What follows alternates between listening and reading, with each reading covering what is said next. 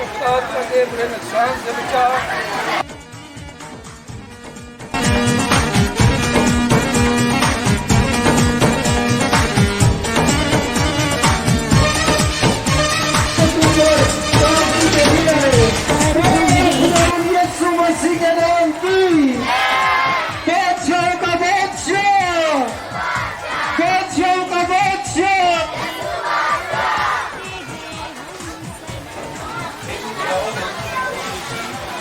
खुदाओं के फासला में लिखा है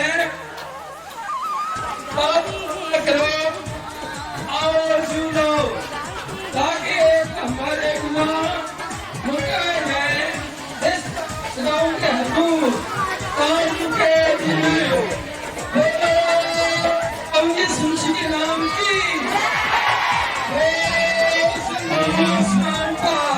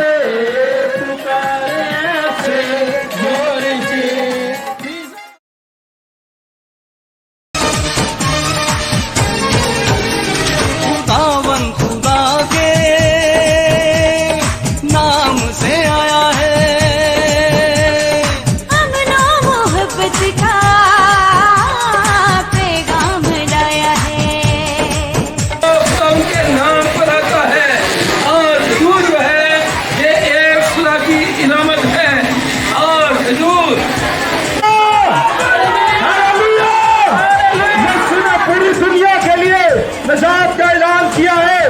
बस जो कोई मसीह